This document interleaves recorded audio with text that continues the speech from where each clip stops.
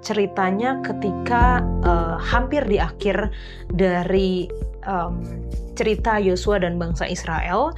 Mereka sudah mulai settle dan kemudian ada kesalahpahaman yang terjadi di antara bangsa itu. Dan tentunya ini juga merupakan satu pelajaran yang baik yang bisa kita dapatkan ketika kita hidup di dalam komunitas, terutama di dalam komunitas gereja.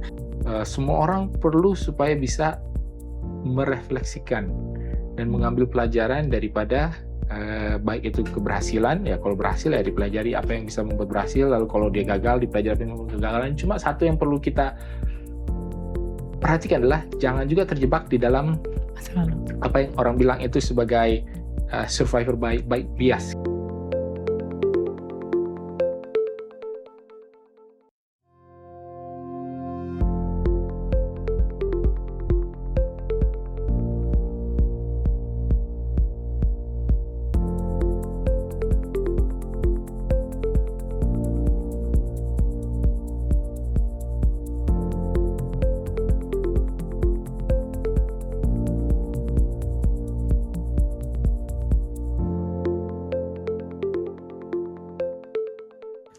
Selamat datang di Diskusi Sekolah Sabat, diskusi pembelajaran Alkitab yang mendalam untuk menguatkan iman kepercayaan kita kepada Tuhan. Senang sekali bisa terus menemani pemirsa sekalian di dalam pembelajaran Sekolah Sabat kita, dari satu pelajaran ke pelajaran lainnya, dan saat ini kita sudah berada di pelajaran Kitab Yosua, pelajaran Triwulan keempat tahun 2025, dengan pelajaran yang ke-11. Dan tentunya kami senang juga untuk dapat menyapa teman-teman yang sudah hadir di studio.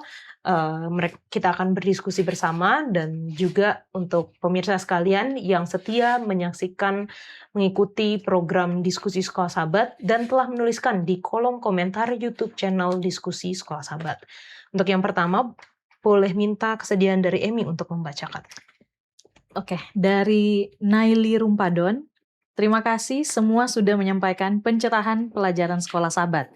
Terima kasih juga Pendeta Wilson, yang kadang ada kelakarnya membuat saya yang kurang sehat jadi tersenyum. Kemudian dari Gondipar Soryo. Shalom Hope Channel. Terima kasih pencerahan diskusi pelajaran Sekolah Sabat dari narasumber yang sangat membantu sekali bagi diskusi di kelas. Kami turut terberkati. Salam dari cabang Sekolah Sabat GMAHK Somodon, Daerah Tuaran, Sabah, SDA Mission. Amin, terima kasih. Kanova? Baik, selanjutnya dari Saudari Yatin Kukung. Amin, syukur puji Tuhan. Terima kasih penjelasan pelajaran Sekolah Sabat pekan ini melalui diskusi yang sangat menarik, mudah dipahami dan memberi inspirasi, khususnya topik yang dijelaskan oleh semua narasumber. Salam dari GMAHK Keningau, Sabah. Tuhan Yesus memberkati. Selanjutnya dari Janasip Tamingan. Amin, puji Tuhan. Tuhan memberkati pelajaran Sekolah Sabat. Dan dari Lain Andrew. Shalom Kak Yola dan kru. Senang mengikuti pembelajaran Sekolah Sabatnya. Sangat membantu dan menarik. Dari Andrew Talut, Gereja Tambulion, Kota Belut, Sabah, Malaysia. Amin. Pendeta Wilson. Baik, yang pertama dari Manalu, Washington. Shalom buat semua, terkhusus buat tim yang luar biasa untuk memberi keterangan Sekolah Sabat sehingga semakin paham hal-hal dosa yang tersembunyi.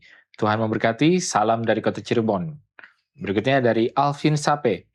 Terima kasih pembahasan pelajaran Sekolah Sabat, semoga firman Tuhan ini boleh membawa kita kemenangan. Tuhan Yesus memberkati. Lalu yang terakhir dari JMZ. Amin, puji Tuhan penjelasan Sekolah Sabat yang begitu baik, Tuhan memberkati kita semua. Amin, puji Tuhan. Terima kasih teman-teman semua yang kalau kita lihat, kita baca, ada yang sering sekali untuk menuliskan di kolom komentar, ada juga yang baru, dan kami senang sekali untuk mengetahui bahwa teman-teman menyaksikan program Sekolah Sabat ini dan bisa menjadi berkat untuk pembelajaran baik secara pribadi, keluarga, dan juga di dalam jemaat. Kita sudah sampai di pelajaran ke-11, ceritanya ketika hampir di akhir dari cerita Yosua dan bangsa Israel. Mereka sudah mulai settle, dan kemudian ada kesalahpahaman yang terjadi di antara bangsa itu. Dan tentunya ini juga merupakan satu pelajaran yang baik yang bisa kita dapatkan ketika kita hidup di dalam komunitas, terutama di dalam komunitas gereja. Kita akan mempelajari Yosua 22 dan tantangan yang muncul dari kesalahpahaman yang besar di antara bangsa Israel.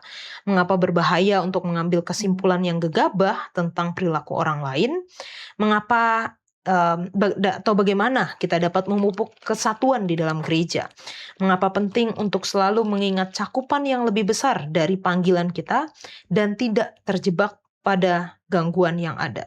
Inilah yang akan kita bahas selama pelajaran pekan ini. Yosua, sebuah kisah transisi dari Musa sang pemimpin besar kepada seorang hamba muda yang dipilih Tuhan untuk melanjutkan perjalanan iman bangsa Israel. Bukan tugas yang mudah. 40 tahun sebelumnya, bangsa itu gagal karena ketidaktaatan, hingga seluruh generasi yang keluar dari Mesir binasa di padang gurun. Kini, generasi baru berdiri di ambang janji Tuhan. Kitab Yosua sendiri berfokus pada 3 hal. Masuknya bangsa Israel ke tanah itu, penaklukan wilayah-wilayahnya, dan pembagiannya kepada suku-suku. Semua ini menegaskan satu pesan utama, kesetiaan Allah dalam menggenapi janjinya. Yosua bukan hanya cerita sejarah kuno. Ia adalah kisah iman untuk kita dapat belajar menghadapi tantangan masa kini, terutama tantangan rohani yang mengancam keamanan kita, iman kita, dan pemenuhan misi yang telah Tuhan percayakan kepada umat-Nya. Bersiaplah, berpetualang bersama untuk melangkah dengan percaya bahwa Tuhan sanggup membawa kita masuk ke dalam janji-Nya dalam perjalanan iman dari Yosua.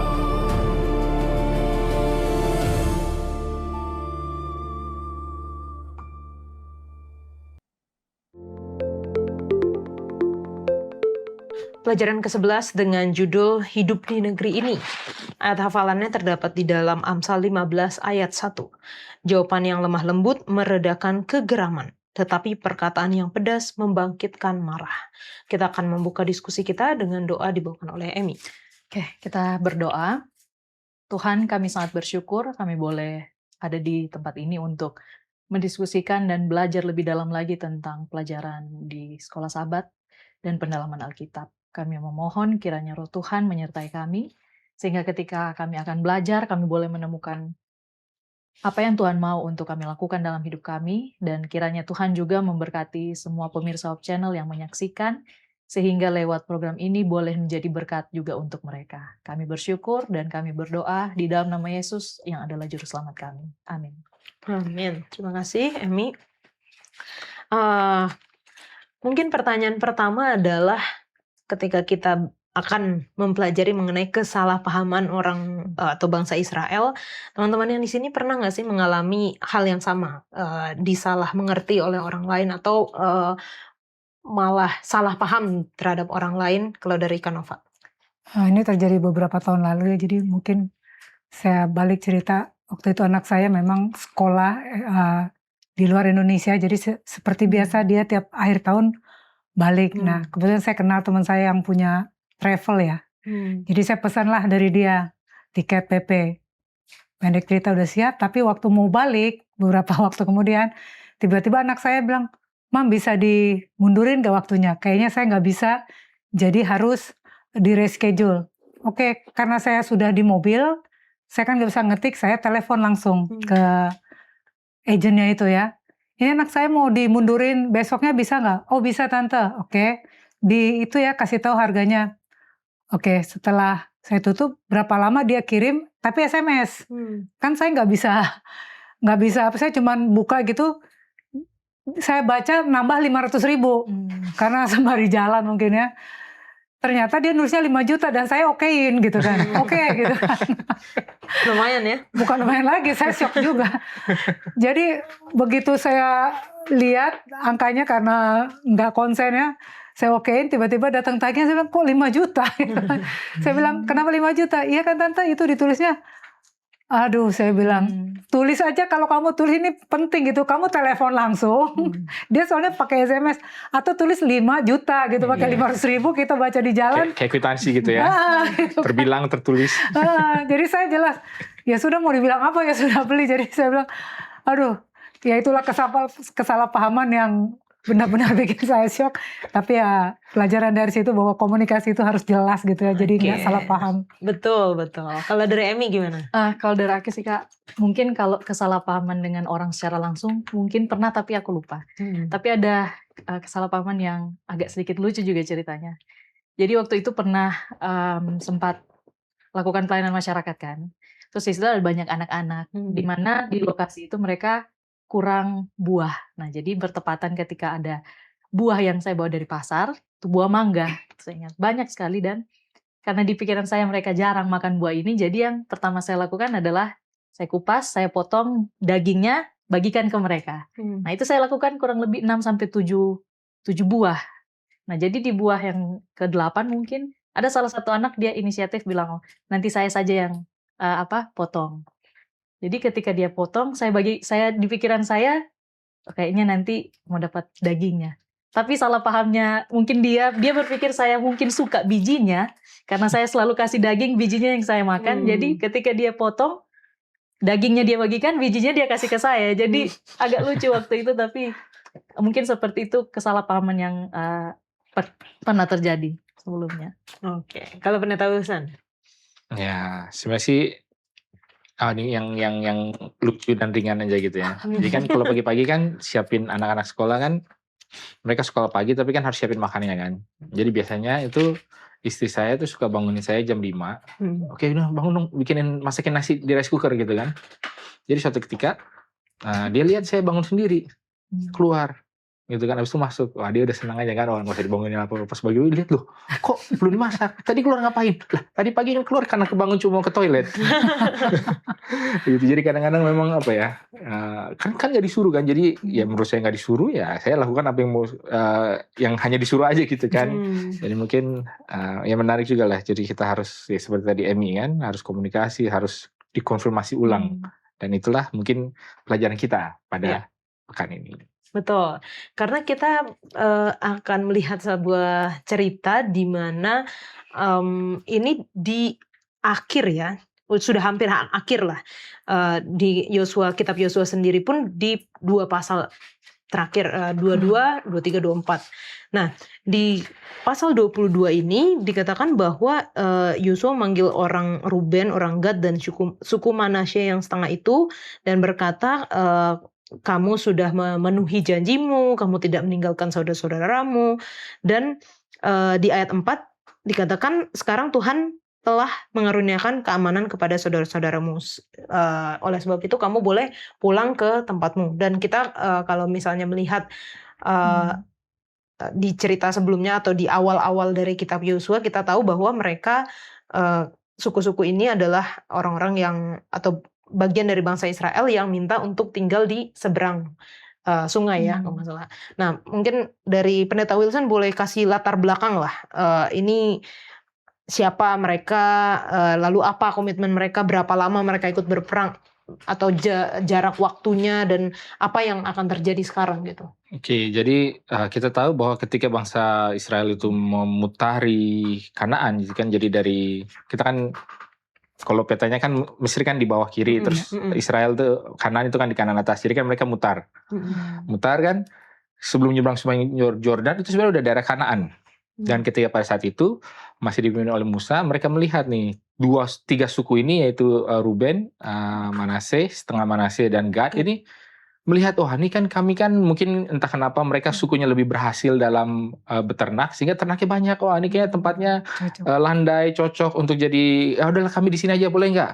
Terus Musa bilang, oke, nggak apa-apa, kamu boleh dapatkan tempat ini, tapi kamu harus janji bahwa karena saudara-saudaramu yang lain belum dapat tanah warisan, kamu udah boleh dapat ini, tapi yang laki-laki yang sanggup berperangnya harus tetap ikut berperang untuk menaklukkan Kanaan yang secara umumnya gitu. Mereka bilang, oke, kami siap. Jadi itu adalah konteks daripada ketika ini saat itu mungkin sudah beberapa tahun ya, tidak dibilang berapa, tapi para ahli mengatakan sekitar 5-7, mungkin sekitar 10 tahunan setelah menyeberang Sungai Yordan, sudah berperang menguasai beberapa, walaupun belum ditaklukkan semua, tapi pada saat itu kayaknya Yosua bilang cukup lah, sisanya ya biarlah mereka kerjain sendiri. Ya, kalau kamu sudah lakukan bagianmu, tugas selesai, kamu udah boleh pulang. Nah pada saat itulah mereka kembali menyeberang ke sisi barat daripada Sungai Yordan. Jadi itu konteks di mana mereka kembalinya. Oke. Seperti itu.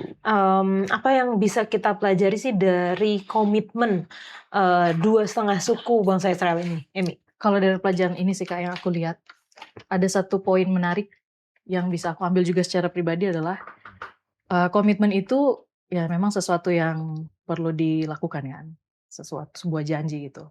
Kemudian komitmen itu bukan hanya sekedar diucapkan tapi perlu ditunjukkan gitu. Nah, tapi yang paling menarik poin yang saya baca dari pelajaran ini didapatkan adalah kadang kalau kita buat komitmen atau janji dengan manusia itu mudah bagi kita untuk ya kita juga atau yang sebaliknya untuk ingkar gitu. Karena mungkin faktor kita lihat manusianya, oh dia juga kok dulu pernah seperti ini ke saya dan seperti itulah. Tapi ketika kita membuat komitmen itu ke Tuhan secara langsung, atau dalam pelajaran ini kan dibilang mereka setia kepada Tuhan. Komitmen mereka itu lebih kepada Tuhan, bukan kepada manusia. Sehingga itu yang membuat mereka lebih termotivasi untuk setia dan melakukan dan menggenapi janji mereka. Seperti itu Kak. Oke. Ini masih menurut ya. Jadi saya lihat komitmen mereka itu mereka penuhi ya. Jadi salut juga buat dua setengah suku ini bahwa mereka tidak tinggal diam, mereka masih memikirkan saudara-saudaranya yang masih berperang dan perlu bantuan, walaupun mereka sudah sebenarnya quote-unquote sudah punya tanah yang permanen, sudah settle, tapi komitmen mereka bertanggung jawab untuk memikirkan saudaranya. Itu yang bisa saya dapat. Pendeta Wilson?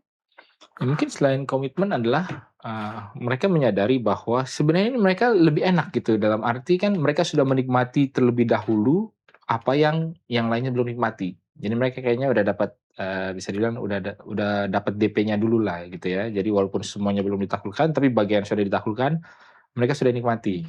Nah mungkin bagi saya salah satu pelajaran yang mungkin agak mirip dan mungkin agak sedikit berbeda daripada komitmen adalah ya kadang-kadang ketika mereka mendapatkan sesuatu terlebih dahulu, orang kan mudah untuk lupa dengan tanggung jawabnya gitu ya, haknya sudah didapat, kewajibannya udah terlanjur dapat gitu kan. Jadi makanya kadang-kadang ya kalau kerja atau orang kan jangan DP jangan 100% ya, kasih dulu sedikit jadi supaya benar dikerjain gitu loh, pas udah kerja selesai barulah dibayarkan. Cuma mereka yang menarik adalah udah langsung dikasih semuanya.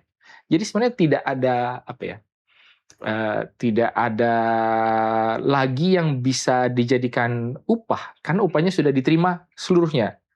Jadi sebenarnya di satu sisi lebih enak begitu, tapi di sisi lain ya ini nggak tahu enak gak enak ya. Sementara suku-suku lain masih barengan dengan keluarganya gitu kan ya, walaupun belum dapat tapi paling nggak masih satu perkemahan lah gitu kan. Mereka sudah terpisah.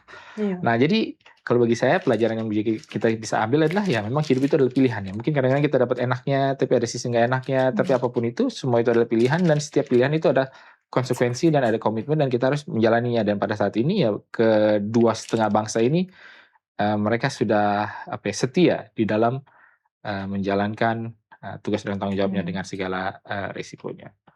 Oke. Nah, ceritanya berlanjut karena mulai dari ayat 9 sampai akhir dari pasal 22 ini kita menemukan satu cerita yang menarik. Ya, kalau judulnya di judul perikop di Alkitab dikatakan suku-suku di seberang Yordan mendirikan mezbah. Nah, sebenarnya apa sih tuduhan kepada 2,5 suku tersebut dan apakah tuduhan ini beralasan? Memang masuk akal gitu untuk zaman pada saat itu, Emi? Iya, kalau dari yang aku baca sih Kak, di Yosua pasal 22 ini kan di ayat 11 kalau saya baca. Lalu terdengarlah oleh orang Israel itu, cakap orang, telah didirikan mezbah oleh Bani Ruben, Bani Gad, dan suku Manasya yang setengah itu. Mezbah menghadap ke tanah Kanaan di Gelilot pada sungai Yordan di sebelah wilayah orang Israel. Jadi mereka setelah pulang dari perang karena peristiwa ini, di bangsa Israel yang secara geografis tadi pendeta bilang, di sisi yang lain mendengar, kenapa mereka mendirikan mezbah? Di pikiran mereka adalah jangan-jangan saudara-saudara mereka ini berubah setia kepada Allah, takutnya seperti itu. Jadi mereka khawatir kalau peristiwa yang sebelumnya pernah terjadi dalam hal pengkhianatan kepada Allah itu bisa memberi dampak secara keseluruhan kepada bangsa Israel, baik itu yang di bagian timur atau di bagian barat itu. Itulah kenapa mereka khawatir mungkin ya. Khawatir sehingga ketika melihat hal itu atau mendengar itu dari orang, langsung muncul prasangka atau ada tuduhan seperti itu. Bahwa mereka, ada saudara mereka yang mungkin berubah setia kepada Tuhan dengan mendirikan mezbah yang berbeda. Oke. Dan tadi unik ya yang Emi sudah bacakan, dikatakan di situ terdengarlah oleh orang Israel cakap orang gitu. Iya. Jadi omongan orang gitu ya Kak ya. Iya. Ini rupanya sejarah dari dulu ya. Sumber keributan itu dari sumber yang gak jelas. Memang Alkitab tidak secara spesifik siapa yang pertama ngasih berita ini, apakah dari suku Israel, dan kalau mereka dari suku Israel dari mana mereka tahu gitu kan, itu istilahnya sudah di seberang sana ya. Tapi ya sayangnya sumber karena kurang jelas, tapi prasangka lebih dulu. Nah itu bahaya ya. Jadi ada kutipan yang sini saya senang, memang menjaga saudara seiman untuk tidak berdosa itu baik. Maksud dari 10 suku itu, 9,5 suku itu memang baik ya. Jangan sampailah saudara kita berdosa ya. Tapi jauh lebih baik atau sama pentingnya dengan tidak menuduh saudara kita tanpa sumber yang jelas ya. Jadi curiga berlebihan, prasangka di awal. Jadi peduli kepada saudara dengan mencurigai itu sama bahayanya ya. Sama itu. Jadi kita bisa belajar dari sini bahwa kadang-kadang sumber perpecahan itu, prasangka itu adalah dari berita. Kalau sekarang bilang berita burung lah, gosip-gosip nggak jelas. Apalagi dulu kan nggak seperti sekarang medsos gitu ya, gampang banget kita mau cari berita. Dulu kok bisa nyampe gitu ya. Saya memang tertarik dengan belajar ini. Tembok punya telinga katanya. Iya, nggak ada tembok, itu laut tadi di sungai Yordan. Tembok kiriku udah rubuh itu kan. Jadi ya memang selalu ada cara setan untuk memecah belah setiap umat-umat yang mau bersatu. Itu aja sih yang bisa saya dapat dari poin ini. Itu tuduhan itu beralasan nggak pendeta? Karena kan waktu pertama kali mereka menyeberang sungai Yordan, mereka juga mendirikan satu tugu peringatan ya. Oke. Jadi ada beberapa hal yang bisa kita komentari di sini. Yang pertama adalah apa latar belakang kenapa mereka ini marah? Bukankah ya seperti tadi Yola bilang kan mereka juga sering kok bikin tugu, bikin mezbah, bikin altar, kenapa gitu nggak masalah. Tetapi kalau kita lihat, inilah makanya kan ya, mungkin ada aplikasi sedikit. Jadi kadang-kadang di pemerintahan sebelumnya Musa itu mereka sudah dikasih tahu di dalam Ulangan pasal 22 12 dikatakan bahwa nanti kalau kamu sudah sampai di sungai Yordan akan kutetapkan satu tempat di mana kamu harus membangun altar, di mana kamu harus menyembah. Terus kalau altar-altar lain kamu singkirkan, janganlah kamu menyembah di sana apa segala macam. Jadi dalam itu konteksnya dikatakan bahwa akan ada satu tempat perbaktian yang memang secara khusus ditetapkan untuk seluruh bangsa itu supaya bisa datang, supaya bisa berbakti lah, istilahnya dijadikan mungkin bait sucinya. Nah, ini pasti merujuk kepada nanti pembangunan bait suci, walaupun itu nanti masih berapa ratus tahun kemudian, tapi paling tidak sudah ada pesannya. Sehingga ketika hal ini dilakukan, mereka jadi merasa, wah gimana nih, kan kita Musa sudah mengingatkan kita nanti tempatnya ada nih, kenapa kamu kok udah bikin duluan? Jadi mereka merasa bahwa inilah yang menjadi kecurigaan itu. Itu satu. Tapi kemudian apa bedanya dengan tugu-tugu yang lain? Nah mungkin ini kan sudah berapa kali kita bahas di sesi diskusi sekolah sahabat di episode yang lalu. Bedanya antara ikon dengan idol. Maksudnya begini ya. Kalau kadang-kadang kita menggunakan sama kan, siapa ya? Oh dia orangnya itu ikon daripada zaman ini. Oh dia itu idol daripada zaman ini. Beda. Sebenarnya ikon, kalau kita bilang orang ini adalah ikon zaman ini. Misalkan kalau kita bilang kalau artis mana? Oh dialah ikon daripada tahun 2000-an. Artinya dia itu menggambarkan, mengintisarikan, wah tahun 2000-an tuh kayak gimana sih? Nah kalau musiknya tahun 2000-an tuh kayak gimana gitu, musik-musik inilah, makanya dia lah ikon. Tapi kadang-kadang kita berpikir ikon itu adalah idol. Dialah yang menentukan, wah seperti apa sih? Oh kalau dia bilang ini, berarti inilah musik daripada zaman ini. Nah jadi bedanya ikon dan idol di dalam hal ini adalah, ini sebenarnya udah lanjut ke penjelasan dan jawabannya, tapi nggak apa-apa. Jadi kan mereka ini bukan membuat sebuah idol, di mana ini menjadi sebuah penyembahan yang menentukan, wah karena ada altar ini makanya ini menentukan penyembahan. Tetapi inilah sebuah ikon, yaitu mengingat, yang mengintisarikan bahwa mereka inilah masih sebuah bangsa yang sama gitu loh. Makanya didirikanlah altar ini, ikon ini. Nah, kalau dia bersifat seperti ikon, pengingat, itu nggak apa-apa. Tapi kalau dia sudah menjadi idol, penyembahan, nah itu yang nggak boleh. Nah inilah, disinilah pada saat ini yang 2,5 bangsa ini menjadikannya ikon, tapi 9,5 bangsa yang lain yang di seberang sungai Yordan mengiranya Ya, ini idol. adalah idol, dan itulah masalahnya. Dan kalau kita mau lihat di dalam sejarah bangsa Israel, kita fast forward sekitar berapa ribu tahun, berapa ratus tahun, mungkin sekitar 700 tahunan, sampai ke zaman ketika kerajaan itu terpecah antara kerajaan utara dan selatan. Apa yang dilakukan oleh Jeroboam pertama kali? Dia mengatakan, oke, kita bikinlah altar di Betel di selatan dan di Dan di utara. Jadi kan kerajaan utara itu kan bawahnya kerajaan Yehuda, jadi Yerusalem. Nah, Betel itu sekitar 20 kilo di utara, lalu Dan itu di ujung utaranya. Jadi Yeroboam ini bilang, kita bikin 2 altar ini di Betel dan di Dan, supaya apa? Semua orang-orang kerajaan utara ini yang 10 suku sekarang, udahlah nggak usah datang lagi ke Yerusalem. Mereka bisa ke Betel atau ke Dan. Dan memang itu tujuannya, untuk membuat penyembahan itu tidak lagi terpusat. Nah inilah perbedaan, mungkin sebagai gambaran aja, apa yang dilakukan oleh 2,5 bangsa ini bukanlah apa yang dilakukan oleh Yeroboam. Tapi mereka mengira, inilah seperti Yeroboam mau membuat ibadah tandingan, inilah gitulah. Jadi mungkin itu salah paham yang ada. Oke, terima kasih Pendeta Wilson untuk penjelasannya. Jadi kita punya bayangan ya, ternyata ada latar belakang di mana Musa memang memerintahkan atau memberitahukan bahwa akan ada satu tempat ibadah gitu, dan apa yang dilakukan oleh 2,5 bangsa ini merupakan, kita akan lihat sebenarnya apa penjelasannya mereka gitu ya, sehingga mereka mendirikan mezbah di sana. Namun kita perlu mengambil pelajaran juga bagi kita di zaman sekarang yang hidup di mana kita berkomunitas gitu. Kita dipengaruhi dan mempengaruhi. Kita ada bersama dengan orang-orang dengan latar belakang yang berbeda. Bahkan ketika bangsa Israel, mereka satu bangsa aja mereka salah paham gitu. Gimana dengan kita yang dalam satu gereja itu berbagai latar belakang dan budaya yang berbeda. Apa sih yang kita bisa dapatkan dari aplikasi dari pelajaran ini setelah yang satu ini?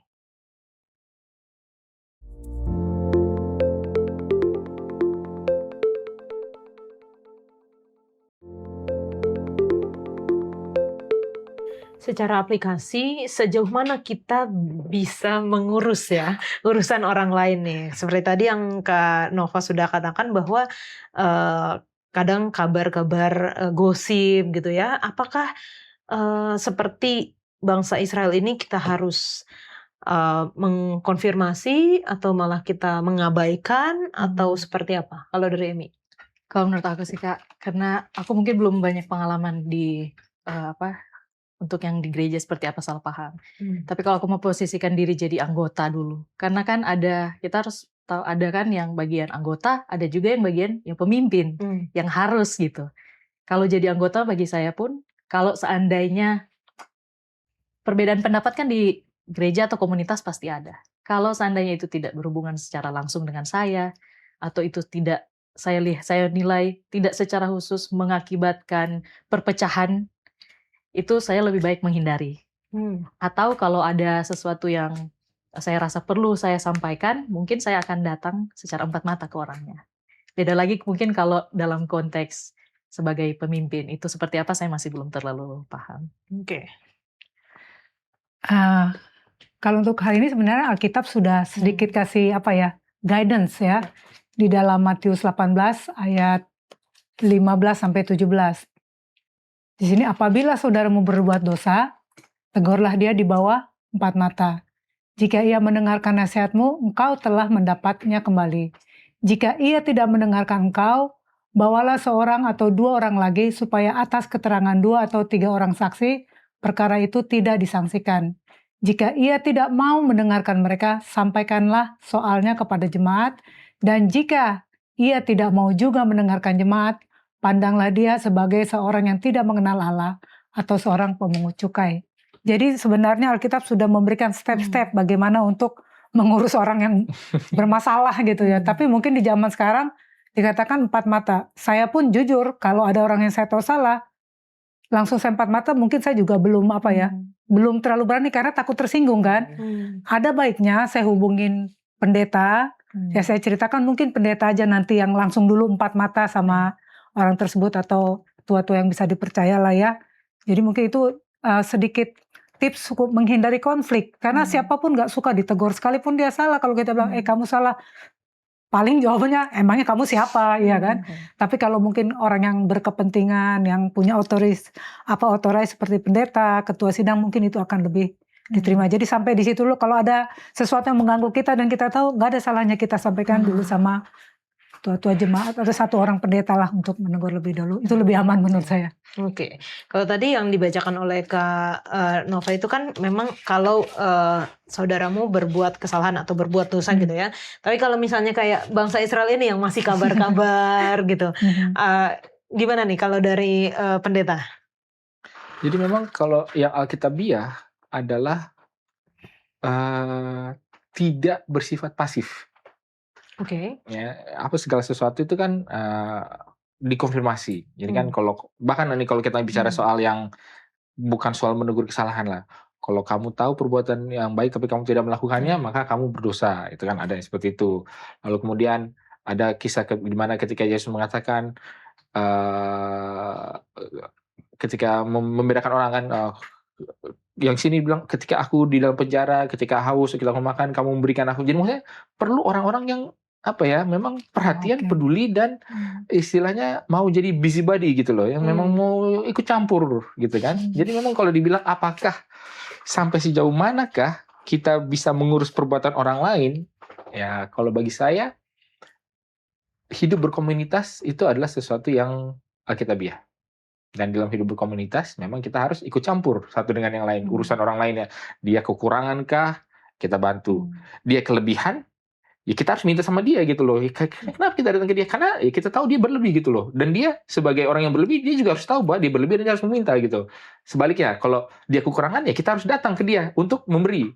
Kenapa? Karena kita tahu dia kekurangan dan dia tahu dia kekurangan, ya jadi jelas gitu loh. Jadi tidak bisa dilihat hanya dari satu sisi aja. Oh, kalau dia bersalah kita datengin. Tapi kalau dia lagi senang, ya udah jangan kita datengin, biarlah. Enggak. Jadi kan harus balance gitu kan. Jadi kalau dibilang cuma kan caranya seperti apa, lalu apa yang harus dibawakan, bagaimana. Karena tanggung jawab itu ada. Kalau di sisi yang lain soal kesalahan, di Alkitab juga dikatakan bahwa kalau kamu melihat pedang datang kepada saudaramu gitu kan, kamu sebagai watchman gitu kan, sebagai penjaga, kamu tidak melihat, kamu melihat tapi kamu nggak kasih tahu, kamu bertanggung jawab juga. Jadi itu kalau dalam sisi yang baik ini belum tentu dosa gitu ya, tapi dalam sisi ada bahaya, adalah biarinlah, toh dia aja urusan dia lah itu kan.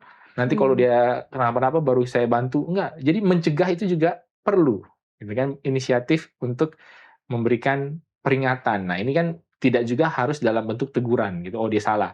Tapi bisa aja, oh dia nanti akan menghadapi bahaya, oh sebelum dia kena, mendingan saya peringatkan, bukan dalam arti, oh kamu jahat apa enggak, ya mungkin dia cara yang salah, mungkin dia mengambil rute yang salah, atau ada bahaya di depan dia nggak tahu, ya itu jadi kita perlu terlibat. Dan di dalam hal ini, jadi jangan selalu juga terlalu anti terhadap kabar burung gitu.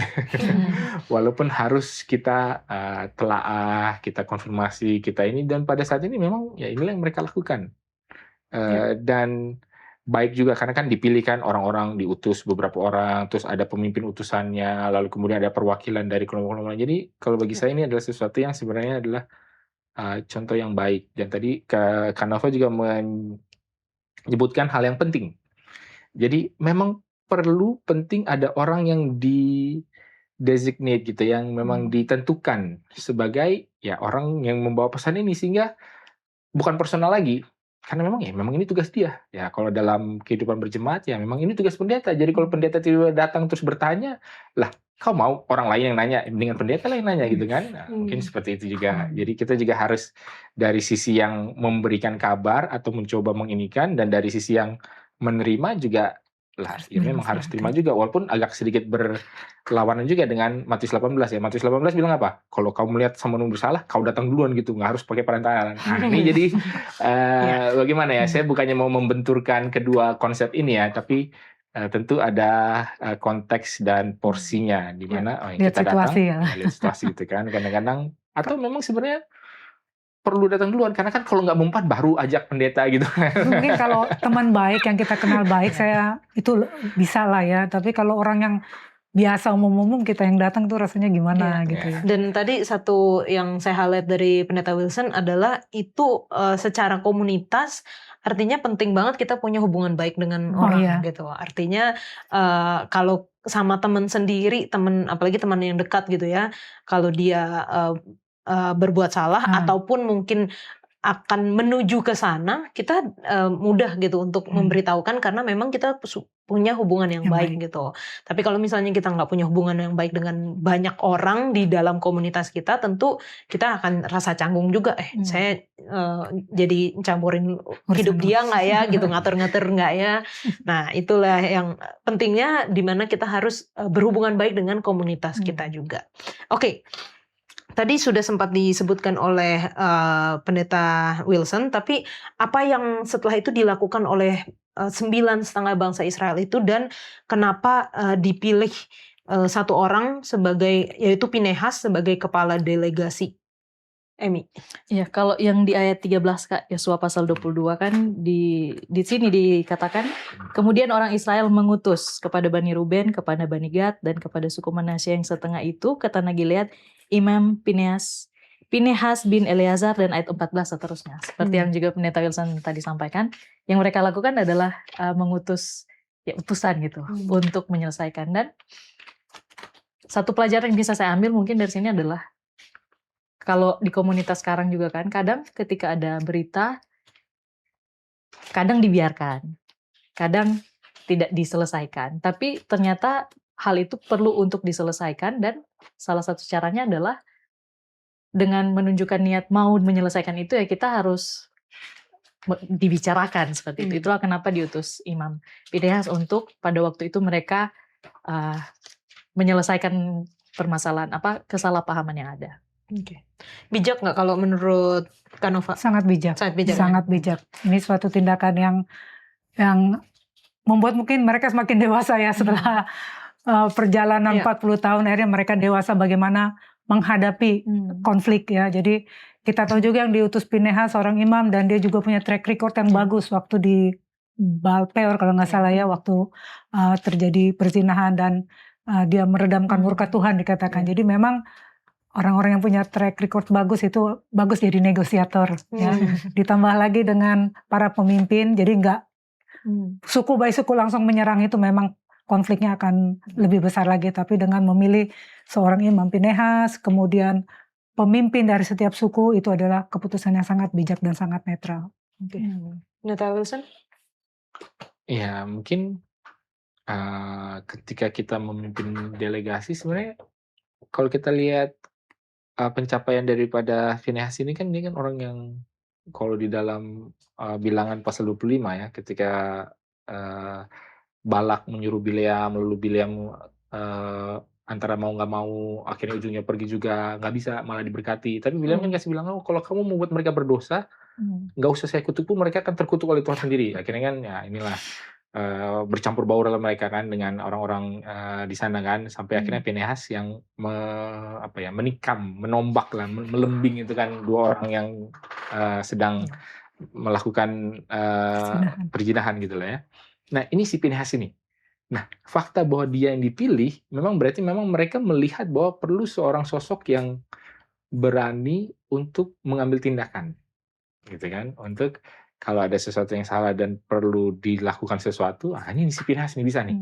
Kalau memang nanti setelah diinvestigasi, setelah diperiksa memang mereka perlu ditombak, dia bisa nih, karena dia udah pernah ada sejarah track record yang berhasil. Jadi dalam satu hal ini mungkin itu baik. Itu kalau kita hanya melihat dari sisi apa yang dilakukan. Tapi kalau dari sisi ini bukan kita menjadi feodal atau bagaimana ya, karena Finehas ini kan juga adalah anak daripada imam besar pada saat itu, Eleazar. Jadi ya ada dari sisi track record-nya ada, dari sisi posisi, dari sisi yang mungkin dituakan atau yang dianggap. Jadi memang secara keseluruhan memang perlu ya, apalagi karena ini langsung ke suku-suku gitu loh, bukan ke perorangan lagi. Ini kan yang mau diinvestigasi atau yang mau diperiksa ini kan keseluruhan. Nah, bukan cuma 1, 3. Jadi mungkin ada porsinya sampai sejauh mana, setinggi apa utusannya gitu kan. Kalau utusannya kurang mentereng dalam tanda kutip, wah mungkin nggak dianggap juga. Jadi ada pemikiran-pemikiran yang memang sepertinya diambil ketika mengirimkan Pinehas ini untuk ini. Karena dia juga bisa mengatakan, wah belum cukupkah? Nah, ini kalau di Ya. dalam ayat 17 kan, bagi kita noda yang di Peor itu, ini orangnya sendiri nih yang ada gitu kan. Gitu kan. Sehingga menjadi peringatan juga. Jadi apa ya, kadang-kadang perlulah yang namanya tokenisme gitu ya. Jadi kan kadang-kadang kalau ada pahlawan perang gitu kan, dia datang kembali ke tanah air, dipuja-puja, sehingga kalau ada apa-apa ya udahlah dia aja yang maju karena dia udah ada pencapaiannya. Jadi orang nggak bisa membantah dia, mungkin seperti itu. Oke. Dan itu menjadi mungkin satu trauma gitu ya. Kalau di zaman sekarang disebutnya trauma masa lalu gitu. Karena kalau kita baca dari ayat yang ke-16 sampai ke ayat yang ke-20, bukan hanya soal Baal Peor di situ, tapi juga disebutkan akan. Jadi disebutkanlah 2 momen di mana bangsa Israel berubah setia kepada Tuhan dan mereka semua menerima akibatnya gitu. Bagaimana kita bisa memastikan bahwa kejadian di masa lalu bisa jadi pelajaran berharga tapi tidak menjadi trauma atau menentukan pikiran dan perbuatan kita di masa kini dan masa depan, Pendeta Wilson. Ya, jadi memang kalau kita lihat di dalam ayat Alkitab ini, ada banyak kali ketika ya kalau dibilang trauma ya, ketika hukuman itu begitu berat, itu orang jadi ya trauma lah, misalnya jadi kayak terlalu sensitif, terlalu takut, apa segala macam. Dan ini kita bisa melihat kejadiannya kalau secara lebih makro dan lebih besar adalah ketika satu hal yang membuat bangsa Israel di zaman Yesus gitu, paling tidak orang Farisi dan sangat menjaga hukum hari Sabat dan perpuluhan dan lain-lain adalah karena itulah yang di-highlight menjadi penyebab mereka itu dibuang ke Babylon. Sehingga ketika mereka akhirnya kembali lagi ke Yerusalem, lalu berhasil membangun ya bait sucinya lagi, apa segala macam, inilah yang mereka, wah kita udah nggak boleh lagi, jangan sampai kejadian lagi. Makanya mereka lakukan seperti itu. Jadi kalau dibilang apa ya, apakah ada efeknya, apakah ada ininya untuk supaya mencegah kejadian di masa lalu supaya tidak terulang, ya itu menjadi pelajaran yang memang perlu gitu loh.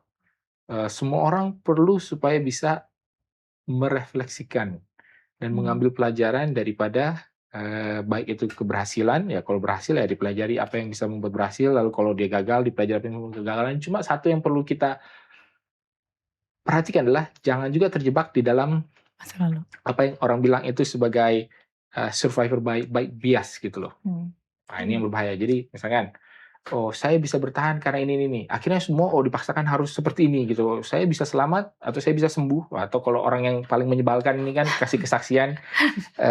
Mungkin kalau bagi orang tua tahu di sini orang tua yang kejepit gitu ya, yang punya anak tapi juga punya opung-opungnya gitu ya. Generation. Sandwich. Dia bilang, ya dulu mama, ini kan kalau orang tua kita bilang begini lah, ya kan dulu mama begitu, ya udahlah biarlah kamu ini, jangan, mama bisa, kamu juga harus bisa, papa bisa, kamu juga harus bisa. Jadi kan kadang-kadang orang menggunakan pelajaran masa lalu bukannya untuk menguatkan, malah jadi apa ya? Harus sama semua. Bikin kesel gitu. Jadi acuan. Jadi harus berhati-hati juga ketika kita apa ya mengambil pelajaran dari masa lalu supaya pelajaran itu diterima dengan baik dan orang memang mengambil pelajarannya, bukan malah jadi apa ya dipaksakan supaya sama gitu.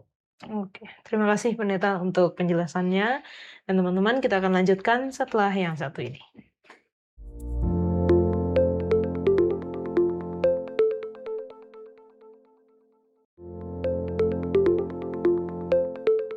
seringkali kita tersulut emosi ya ketika kita dituduh oleh hal-hal yang tidak benar atau mungkin terjadi kesalahpahaman seperti bangsa Israel.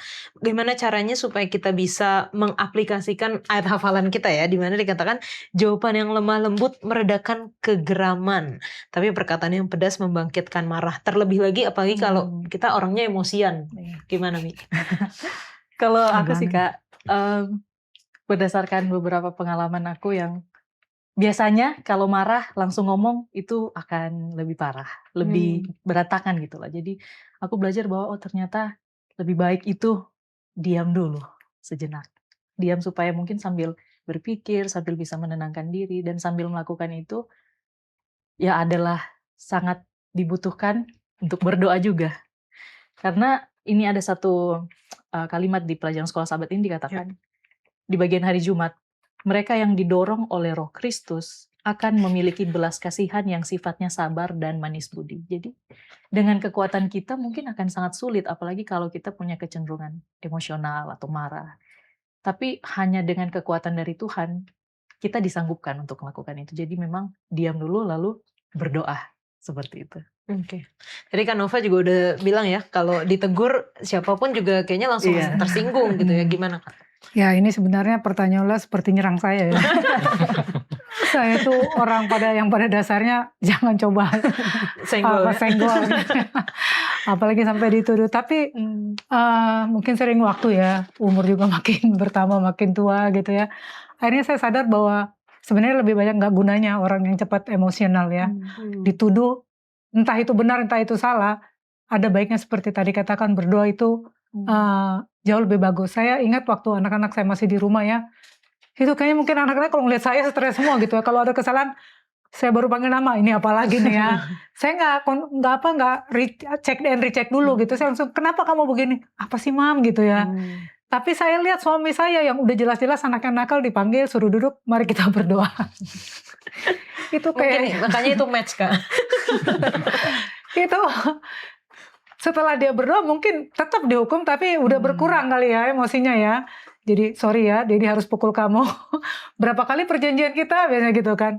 10 kali. Oke, 10 kali. Jadi diukur emosinya. Walaupun dia tetap dihukum, tetap harus dihukum ya kesalahan, tapi dia bisa mengkontrol. Tapi kalau seperti yang tadi saya langsung menuduh anak saya melakukan, kenapa hari kamu melakukan A, I, U, E, O, itu nggak ada yang terima ternyata. Jadi ya ada baiknya berdoa. Atau sekarang saya lebih dewasa. Jadi kalau saya dengar gosip tentang saya datengin orangnya, saya ketawa gitu.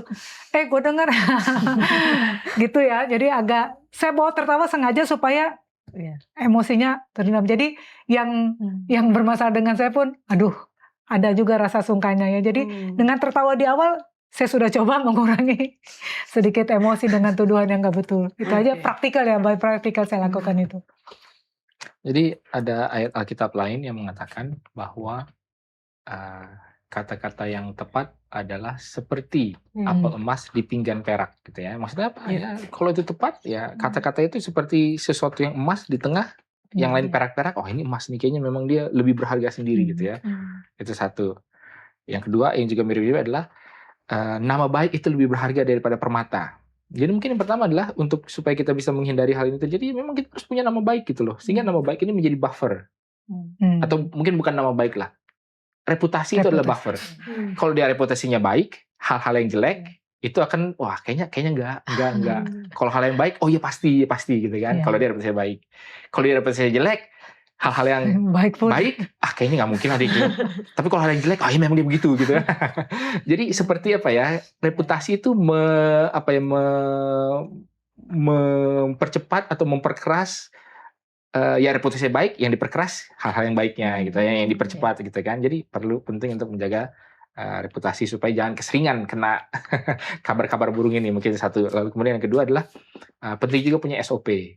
Jadi kan orang suka bilang kan ya, kalau seperti tadi Amy bilang ya diam dulu kan. Tekniknya ada 4-7-8 atau 4-8-7 kan. Tarik napas 4 detik, tahan 7 detik, hembuskan 8. Itu juga secara teori begitu. Kalau kenyataan udah panas dulu gitu.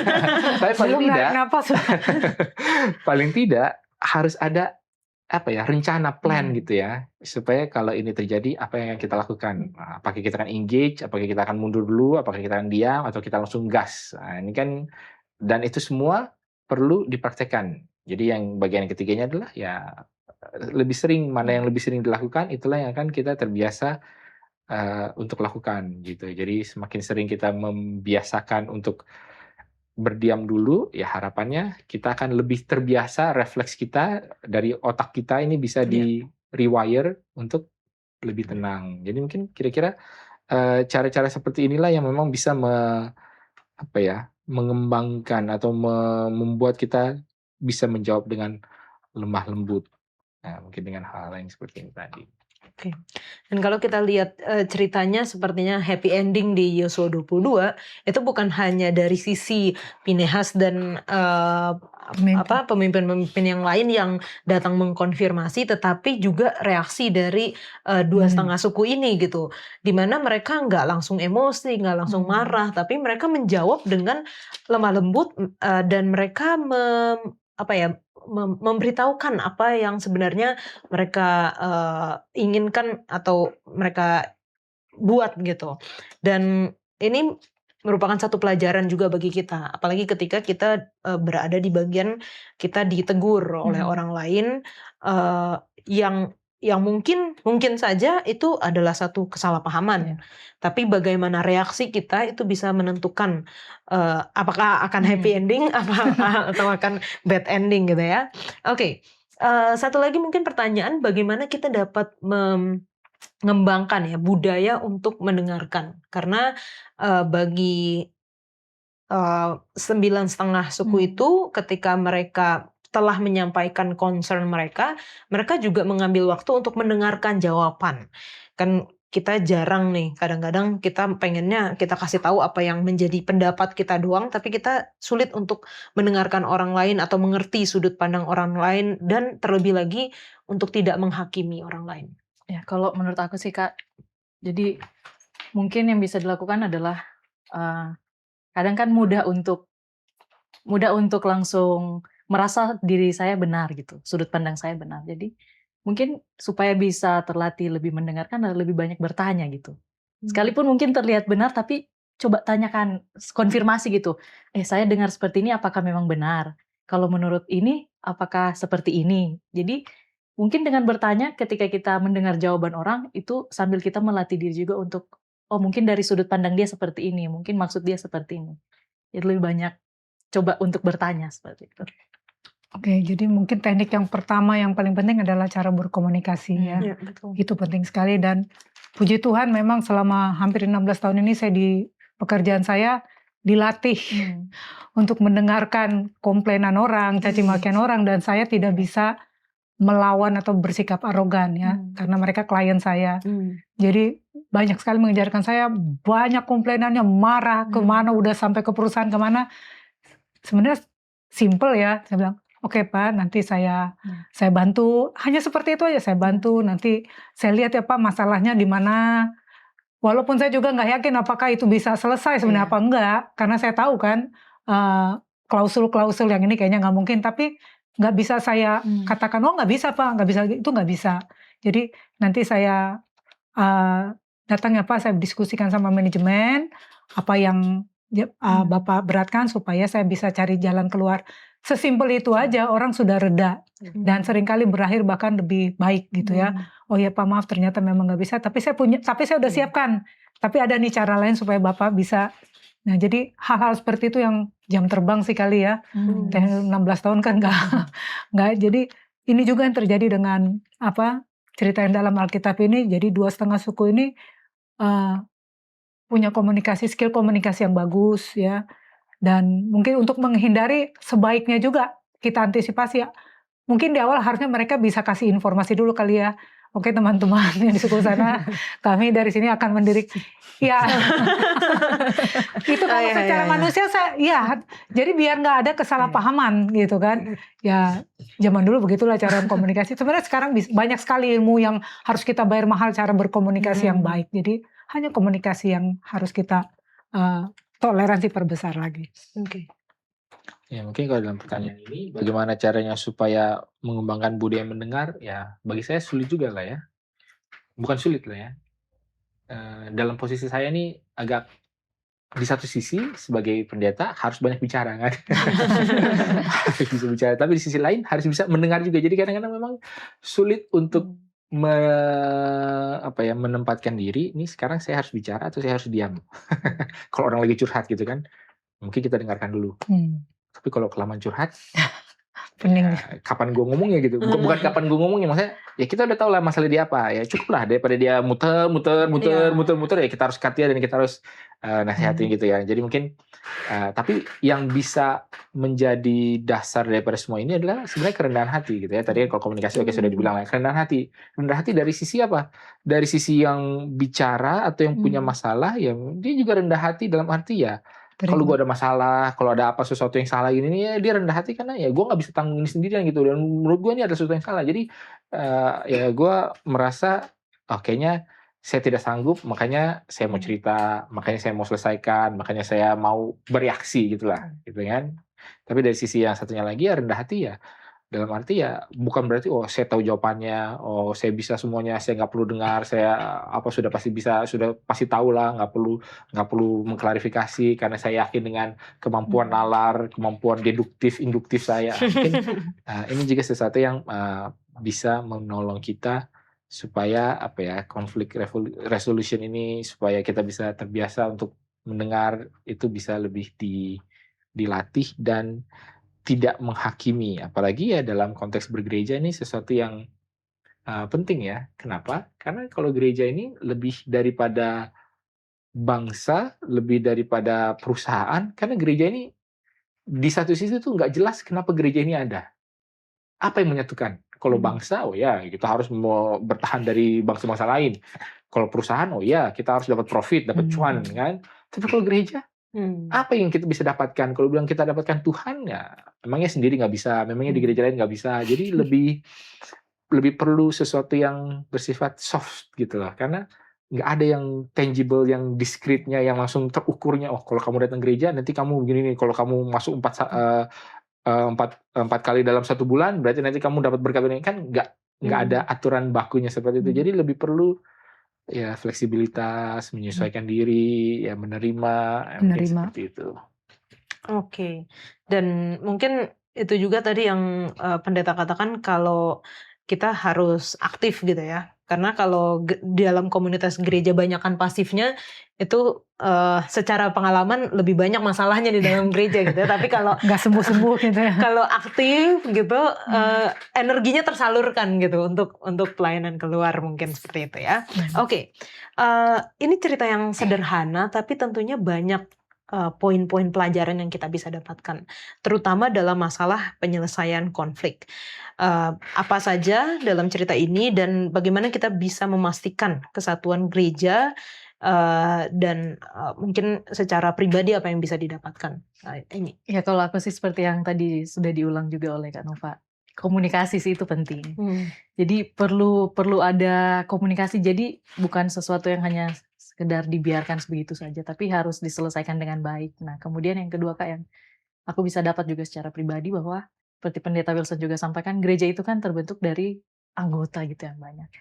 Dan bayangkan kalau masing-masing anggota menuntut untuk dimengerti dibandingkan untuk memberi pengertian seperti itu. Jadi kalau di posisi bangsa yang tadi yang dituduh, kalaupun mereka bisa saja meminta, harusnya kalian mengerti kami, kalau harusnya kalian tanya, kan bisa minta.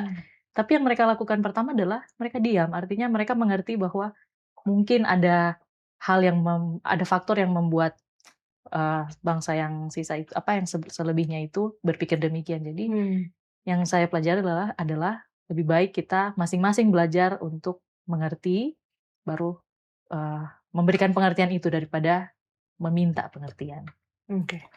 Kalau saya secara pribadi ya, pertama tadi berdoa ya, kemudian berbicara dari hati ke hati, kemudian bertanya bukan menuduh, nah, kemudian cari jalan keluar, solusi. Itu yang harus diselesaikan, solusi selalu harus ada. Dan yang terakhir itu berdamai demi persatuan jemaat. Jadi memang at the end, ya sudahlah, kita berdamai, berbesar hati. Yang salah mengaku, yang benar jangan arogan gitu ya. Karena ingat pelayanan tanpa kasih adalah legalisme. Oke. Pendeta. Ya, kalau saya melihat nih kedua belah pihak ini mungkin ada beberapa hal yang tadi belum kita gali lebih dalam lah. Yang pertama dari pihak yang mau mengklarifikasi. Mereka mengatakan apa yang kamu buat ini salah. Tapi nggak berhenti di situ. Kalau ini ada sebabnya, kalau tanahmu kayaknya kurang atau apa, kalau susah, udahlah kita sini aja lah. Jadi kan kadang-kadang kayak gitu kan, kita lihat ada orang mencuri, kita langsung bilang, kamu nyolong HP ya? Kita kan bilang, kamu butuh HP. Mungkin ini saya ada HP bekas atau HP ini kan udah keluar iPhone 17, iPhone 15 saya ini masih ada ini, kita kasih solusi kan, seperti itu. Terus dari sisi yang 2,5 suku ini juga mereka memulai dengan kalau di dalam ayat ini kan mengatakan wah Tuhan Allah segala Allah, Tuhan di atas Tuhan, dialah yang mengetahui. Ya udah pokoknya Tuhan tahu kok apa yang sebenarnya gitu. Jadi kadang-kadang itu juga bisa menjadi sebuah bumper gitu daripada kita langsung tersinggung atau apa, ya pokoknya kita mengandalkan bahwa Tuhan adalah Tuhan daripada segala Tuhan dan dia tahu gitu loh, sehingga ya kalau orang lain mau bicara apa salah paham apa ya pokoknya Tuhan tahulah saya ini seperti apa. Tapi setelah itu dicoba jelaskan, jangan udah Tuhan tahu tapi diam. Mau kalau kayak gitu kan bingung juga kita kan, kita datang melawat, jadi gimana Pak, jadi gimana Bu, pokoknya Tuhan yang tahu lah. Ya saya juga nggak tahu ngapain lagi gitu kan. Tetap harus diceritakan apa masalahnya, kebutuhannya, keperluannya, intensi, motivasinya. Jadi kalau bagi saya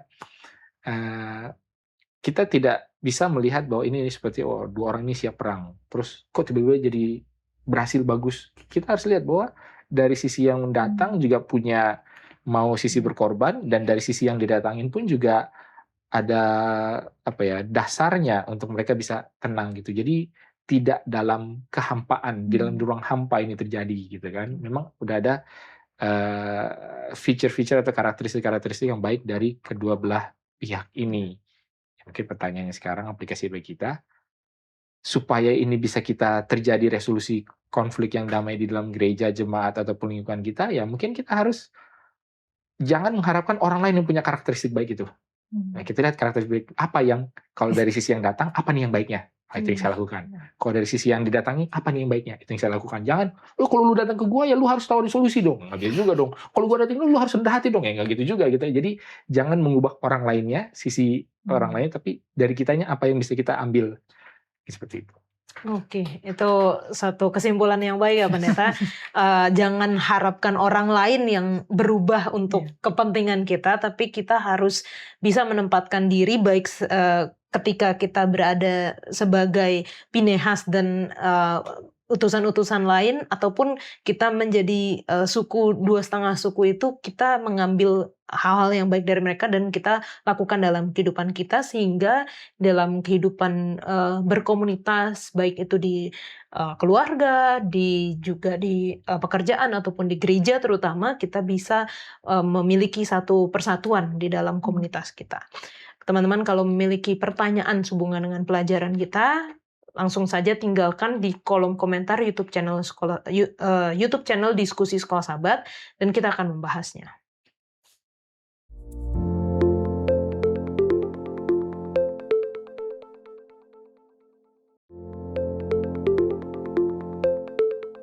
Saat ini kita masuk dalam sesi tanya jawab bersama dengan Pendeta Alberto Tolalisi. Terima kasih Pendeta. Terima kasih Kak Yola. Sudah mau menyempatkan waktu untuk menjawab pertanyaan dari teman-teman yang telah menuliskan di kolom komentar YouTube channel Diskusi Sekolah Sahabat.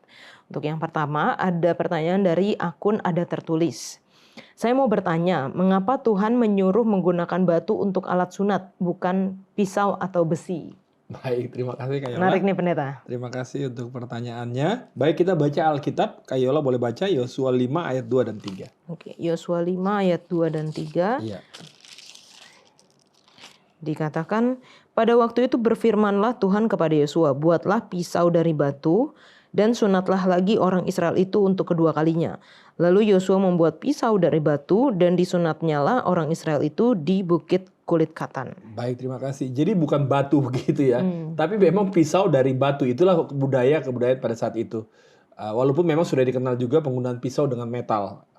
Tapi untuk seperti pemotongan begitu atau operasi seperti itu biasa sepertinya lebih efisien dengan menggunakan batu. Karena terjadi juga di dalam Keluaran 4 ayat 25. Oke, Keluaran 4 ayat 25.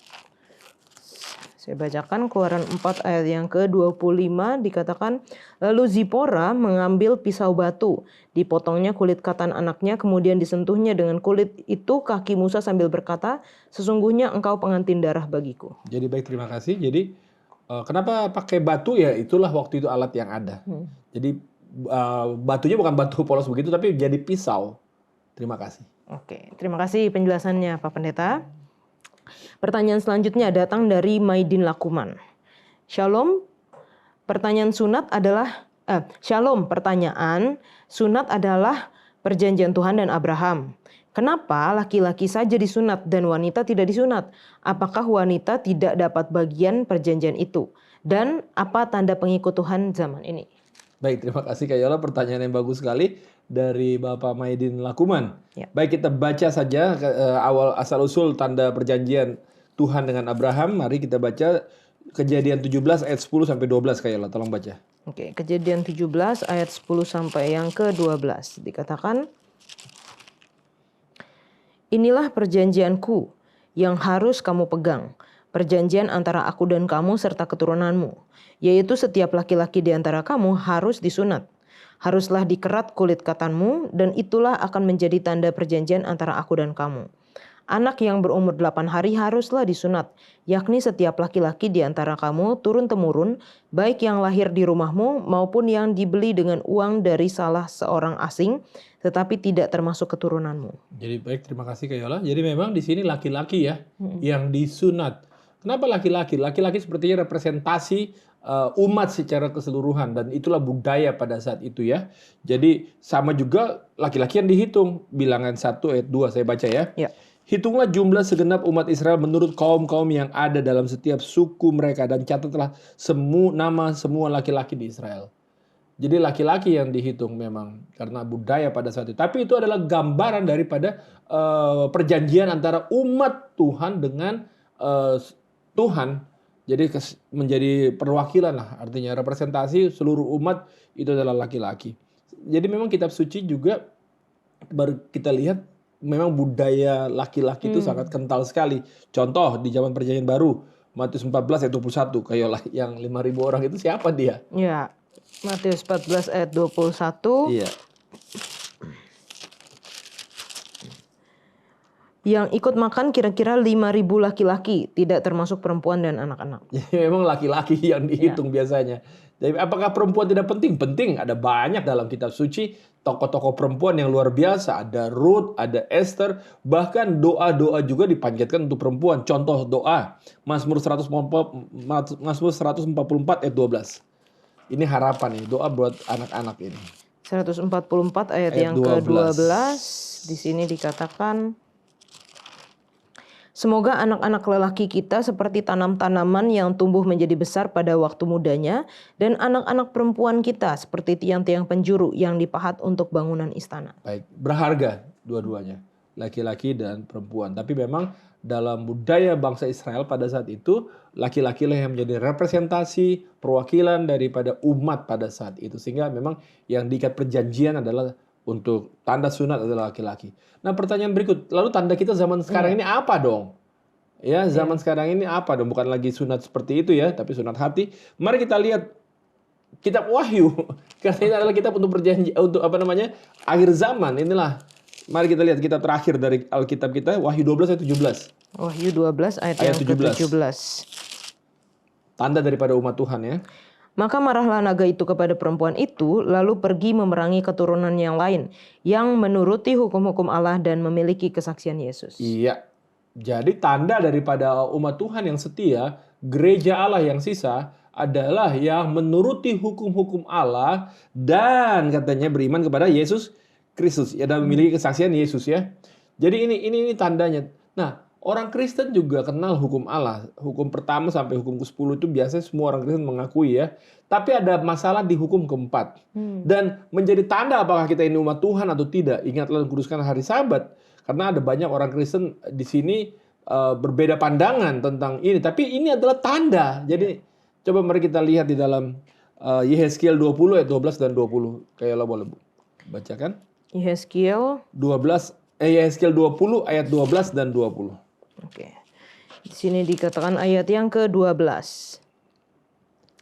Hari-hari sabatku juga kuberikan kepada mereka menjadi peringatan di antara aku dan mereka, supaya mereka mengetahui bahwa akulah Tuhan yang menguduskan mereka. Ayat 20. Ayat yang ke-20, kuduskanlah hari-hari sabatku sehingga itu menjadi peringatan di antara aku dan kamu, supaya orang mengetahui bahwa akulah Tuhan Allahmu. Baik, terima kasih. Jadi representasi daripada tanda daripada bahwa kita adalah umat Tuhan tadi Wahyu 12:17 bahwa menuruti hukum-hukum Allah dan memiliki kesaksian Yesus. Hukum-hukum Allah yang paling menyolok adalah di mana orang banyak tidak sepakat adalah tentang sabat. Ya.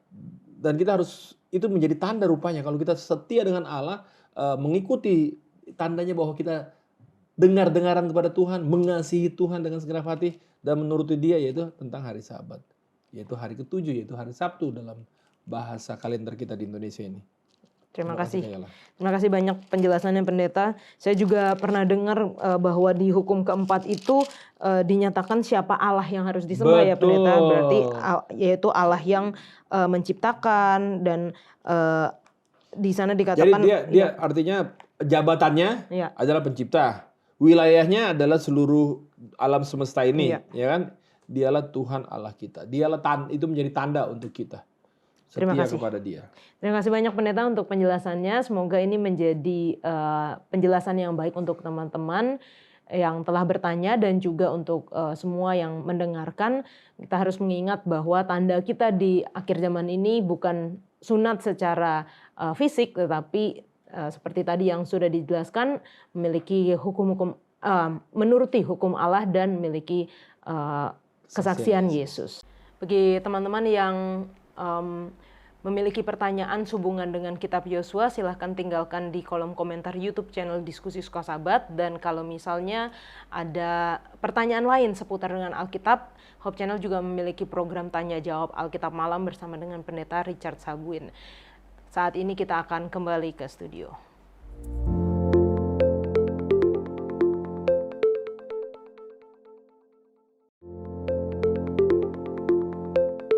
Kita akan menutup diskusi kita dengan doa dibawakan oleh Pendeta Wilson. Baik, kita bersatu dalam doa.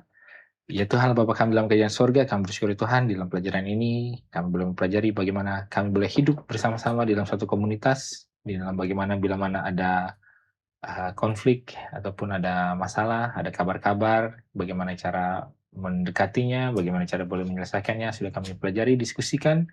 Bila ada prinsip-prinsip yang boleh dapat kami terapkan dalam kehidupan kami masing-masing, di dalam semua lingkup kehidupan kami, di dalam sekolah, di dalam keluarga, di dalam berjemaat, di dalam pekerjaan juga Tuhan. Berikanlah kepada kami hikmat bijaksanaan, kerendahan hati yang kami butuhkan, dan juga tentunya hati yang mendengar. Dan juga mendoakan seluruh pemirsa dimanapun dan kapanpun yang menyaksikan, bila berkat Tuhan yang sama juga boleh menjadi bagian daripada mereka. Inilah menjadi doa harapan kami, dalam Yesus kami berdoa. Amin. Amin. Terima kasih Pendeta Wilson, Emi dan juga Kanova. Kita sudah berdiskusi bersama dan kiranya melalui diskusi ini dapat kita aplikasikan di dalam kehidupan kita, di dalam kehidupan berjemaat, sehingga ada persatuan di dalam Kristus dalam lingkungan kita. Kita akan belajar di episode selanjutnya. Tuhan Yesus memberkati.